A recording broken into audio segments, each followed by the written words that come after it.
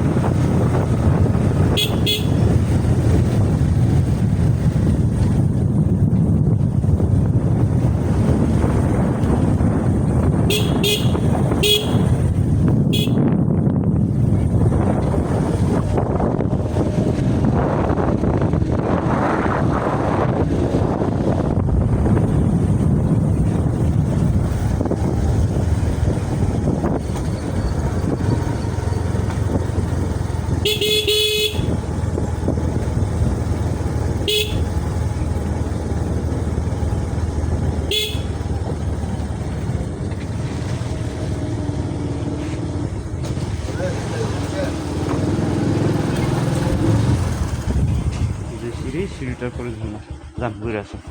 আপনি ওয়েট করবেন, হ্যাঁ? ঠিক আছে।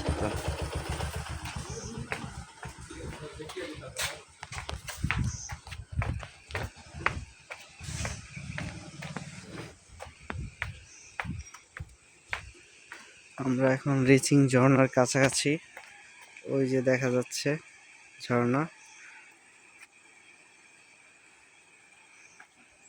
এটা খাগড়াছড়ি থেকে আলুটিলা আসতে হবে।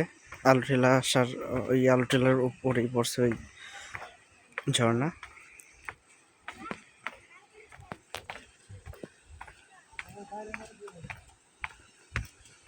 এখান থেকে 200 টাকা বাইক ভাড়া যাওয়া আসা নিয়ে।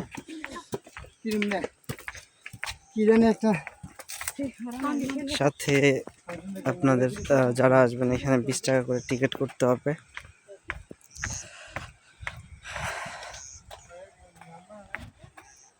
$20 টিকিটের বিনিময়ে এত সুন্দর একটি ঝর্ণা উপভোগ করতে পারবেন। এখানে আসলে ঝর্ণার সৌন্দর্যই কেবল দেখবেন এরকম না, এটা যখন আপনারা এই রাস্তায় আসবেন বাইকে করে বা বাসে করে যেভাবে আসেন, আসলে পাহাড়ের সৌন্দর্য কি এটা আপনারা ফিল করতে পারবেন।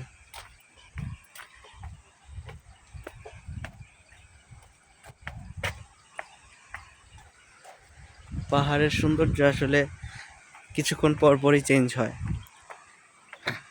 এটা আসলে সরাসরি না দেখলে বুঝতে পারবেন না। এটা আসলে আপনারা ফোনে ক্যামেরায় বা ভিডিওতে বা ছবিতে দেখে কোনোভাবে আসলে ওইটার রিয়েল যে সৌন্দর্য এটা আপনারা ফিল করতে পারবেন না যতক্ষণ না আপনার সরাসরিটা দেখবেন। এটা হচ্ছে দেখবেন পাহাড়ে যখন মানে সূর্যের আলো পড়বে তখন এক একটা পাহাড়ের যে খাজ ওইগুলো অনেক অদ্ভুত টাইপের একটা সুন্দর একটা ফিলিং পাবেন আপনারা। ঝর্ণার আওয়াজ পাওয়া যাচ্ছে, চলে আসছি ঝর্ণার কাছে। এখন সকাল তো ওই রকম পর্যটক এখনো আসে নাই। আমি একদম সকাল সকালে চলে আসছি, আমি এখন 10টা 10:30টার মতো বাজে। আমি চলে আসছি ঝর্ণা দেখতে, জাস্ট অসাম। আপনারা আসলে অবশ্যই জায়গাটা দর্শন করে যাবেন। এটা খাগড়াছড়ি থেকে খুবই কাছে, খাগড়াছড়ি বাজার থেকে সর্বোচ্চ আপনার 20-25 মিনিট টাইম লাগবে যদি বাসে আসেন। আমি বাসে আসছি তো, আমি যে এখানে মানুষজন ছবি তুলতেছে, তো আমি একা আসছি, দেখি কাউকে দিয়ে ছবি উঠাইতে পারি কিনা।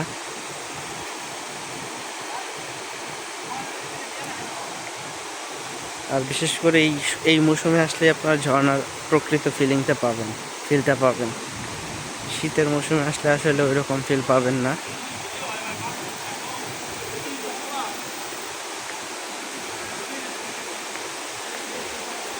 মানুষজন অলরেডি নেমে গেছে গোসল করার জন্য। আমি যাবো এখানে, দেখি কাউকে দিয়ে ছবি উঠাইতে পারি কিনা। এই সে আমাদের গন্তব্য।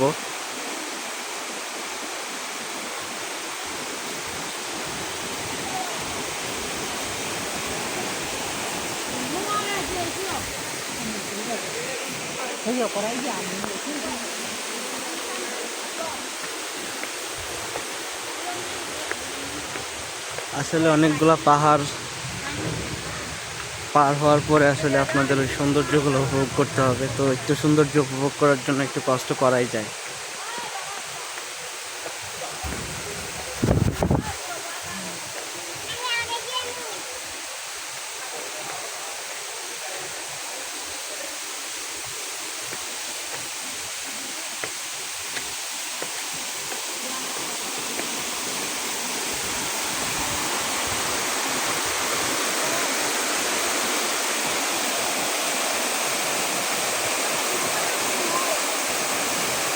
এই সেই ঝর্ণা, একদম স্বচ্ছ পানি।